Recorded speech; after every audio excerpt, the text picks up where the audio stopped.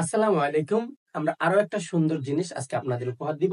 সেটা হচ্ছে transitive verb এবং ফ্যাক্টেটিভ ভার্ব। খুব মনোযোগ দিয়ে দেখলে আশা করি ট্রানজিটিভ ভার্ব এবং ফ্যাক্টেটিভ ভার্ব নিয়ে আর কোনো প্রবলেম হবে না। যেমন আমরা জানি এটা হচ্ছে সাবজেক্ট, এটা হচ্ছে আমাদের এক্সটেনশন। দেখো, আমাদের এটা হচ্ছে ভার্ব। ভার্বটাকে যদি আমরা কি বা কাকে দ্বারা কোশ্চেন করি, ভার্বটাকে যদি আমরা কি বা কাকে দ্বারা কোশ্চেন করি, তাহলে যে উত্তরটা পাওয়া যায় তাকে অবজেক্ট বলে। যেমন আমি কি ইটস মানে কি খাই, কি খাই, ভাত খাই। তাহলে কি দ্বারা কোশ্চেন করে যে উত্তর পাওয়া গেছে তার নাম কি ভাইয়া? অবজেক্ট। আবার হি লাভস মি, সে ভালোবাসে, কি ভালোবাসে, এখানে কিন্তু উত্তর নাই। তাহলে জিজ্ঞাসা করো কাকে ভালোবাসে? আমাকে। তাহলে কি বা কাকে দ্বারা কোশ্চেন করে উত্তর পাওয়া গেলেই তার নাম হচ্ছে অবজেক্ট। তার নাম কি?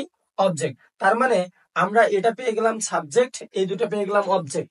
একটা কথা মনে রাখতে হবে যে এই যে সাবজেক্ট এবং অবজেক্টের মাঝে যে ভার্বগুলো থাকে সেই ভার্বগুলোকেই বলা হয় ট্রানজিটিভ ভার্ব। কি ভার্ব? Transitive verb. খুব মনোযোগ দিয়ে দেখবেন, ট্রানজিটিভ ভার্ব। তাহলে সাবজেক্ট এবং অবজেক্টের মধ্যে যে ভার্বটা থাকে তার নাম কি ভার্ব?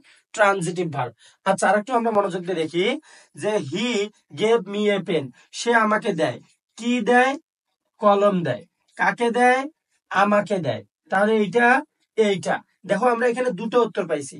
কি বা কাকে দ্বারা কোশ্চেন করে যে উত্তর পাওয়া যায় সেই দুটাকে অবজেক্ট বলে। কি বলে? অবজেক্ট বলে। অবজেক্ট দুটার মধ্যে যেটা হচ্ছে ব্যক্তিবাচক সেটাকে বলা হয় ইনডিরেক্ট অবজেক্ট, আর যেটা বস্তুবাচক সেটাকে বলা হয় ডিরেক্ট অবজেক্ট। ইনডিরেক্ট এবং ডিরেক্ট অবজেক্ট যদি একসাথে থাকে তাহলে এই দুটাকে বলা হয় ফ্যাক্টেটিভ অবজেক্ট। কি object? Factitive object.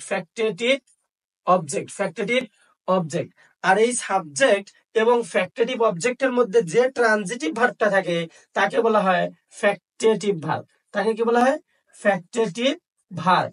Factitive verb. আশা করি বুঝতে পারছেন। আবার বলি, সাবজেক্ট এবং অবজেক্টের মধ্যে যে ভার্ব থাকে তাকে বলা হয় ট্রানজিটিভ ভার্ব। আর এখানে অবজেক্ট আছে একটা করে অবজেক্ট থাকলে সেটা সবসময় হচ্ছে ডিরেক্ট অবজেক্ট। আর একটা বাক্যে যখন দুইটা অবজেক্ট থাকে, ব্যক্তিবাচকটাকে হয় ইনডিরেক্ট অবজেক্ট, বস্তুবাচকটাকে হয় ডিরেক্ট অবজেক্ট। আর সাবজেক্ট এবং দুইটা অবজেক্টের মাঝে, অর্থাৎ ডিরেক্ট এবং ইনডিরেক্ট অবজেক্ট একসাথে থাকলে তাকে বলা হয় ফ্যাক্টেটিভ অবজেক্ট। আর সাবজেক্ট এবং ফ্যাক্টেটিভ অবজেক্টের মধ্যে যে ভার্বটা থাকবে সেটাকে বলা হবে ফ্যাক্টেটিভ ভার্ব। ধন্যবাদ সবাইকে।